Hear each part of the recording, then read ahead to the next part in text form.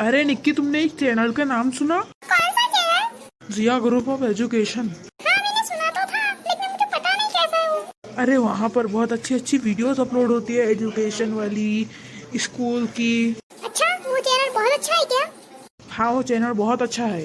अच्छा, तो मैं अभी घर जाकर उसको चैनल को सब्सक्राइब और लाइक करती हूँ। हाँ हाँ, मैंने तो सब पहले से ही कर रखा है। दोस्तों, आप भी लाइक कीजिए इनके चैनल को, सब्सक्राइब भी कीजिए। हाँ हाँ, शेयर भी कीजिएगा अपने दोस्तों के साथ ताकि वो भी एजुकेशनल वीडियोस देख सके। Thank you. अच्छा, तो हम चलते हैं।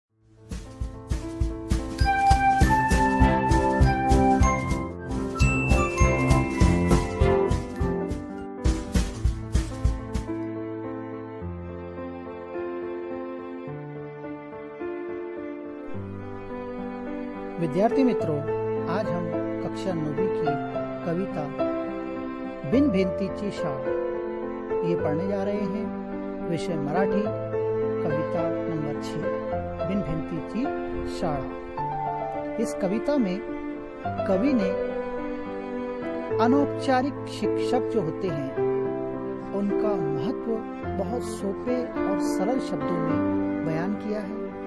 आइए हम इस कविता को समझते हैं और पढ़ते हैं। बिन भिंतीची उघडी शाळा, लाखो इथले गुरु, झाडे वेली पशु पाखरे, यांशी गोष्ट करू। इन 4 पंक्तियों में कवि हमसे कह रहे हैं कि नैसर्गिक शाळा जो होती है वो बगैर किसी भिंत के होती है, उस पर कोई भिंत नहीं होती है। भिंत यानी दीवार।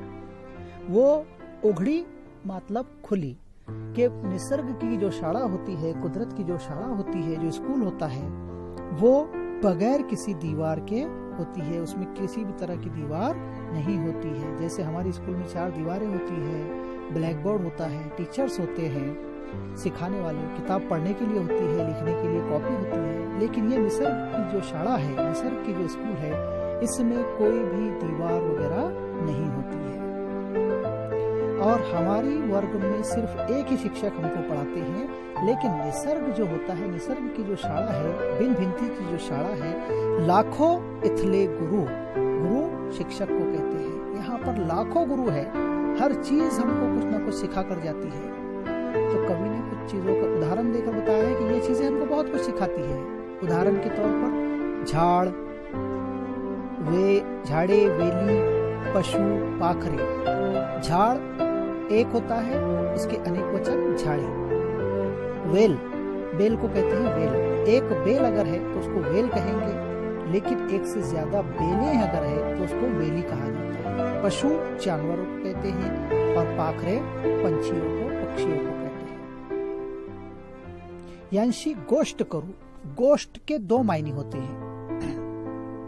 एक गोष्ट यानी बात करना और एक गोष्ट यानी कहानी सुनाना। यहाँ पर मतलब गोष्ट यानी बात करना। कवि हमसे कह रहे हैं कि हम झाड़, वेली, पशु, पाखरे इन सब की बातें करेंगे।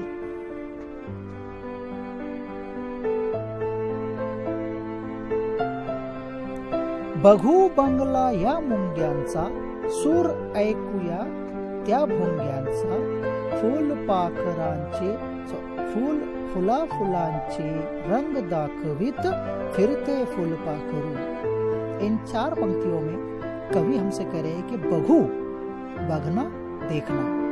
बघू बंगला या मुंग्यांचा, मुंगी चींटियों को कहा जाता है। एक मुंगी चींटी और उसकी जमा अनेक वचन जो होता है वो मुंगिया होता है। तो इन मुंगियों का, इन चींटियों का बंगला जो बनाते हैं, खूबसूरत सा वारुल जो बनाते हैं, घर जो बनाते हैं, बहुत खूबसूरत होता है। वो भी हमको एक शिक्षक की तरह काम करते हैं। किस तरह से जो तो इतनी छोटी जान होकर भी किस तरह से अपना खूबसूरत सा बंगला तैयार करते हैं। इसलिए कवि कहते हैं कि ये इन जो है तो लाखों यहाँ पे गुरु है। सूर ऐकूया त्या भुंग्यांचे, भुंगे भौरों को कहा जाता है, जो फूल पर मंडराते हैं और बहुत अच्छे सुर में जो है तो उनकी आवाज आती है। यहाँ पर हमको गीत सीखने के लिए किसी उस्ताद की जरूरत पड़ती है, लेकिन ये भुंगे जो है तो बगैर किसी उस्ताद के बहुत अच्छे से सुर निकालते हैं। फुला फुलांचे रंग दाखवित फिरते फूल पाखरू, अलग अलग फूलों के रंग दिखाते हुए फूल पाखरू। फूल पाखरू कहते हैं तितलियों को। तितलियां जो है तो अलग अलग तरह के विविध विविध रंग के फूलों को जो हमको दिखाते हुए फिरते हैं। फूल पाखरुओं के, तितलियों के पंख जो होते हैं बहुत खूबसूरत होते हैं, उसमें सब फूलों के रंग दिखाई देते हैं। हिंडू ओढ़े धुंडू ओहड़ झाड़ा वरचे काड़ू को। हिंडना यानी घूमना फिरना, ओढ़े खींचते हुए इधर से उधर लेकर जाना।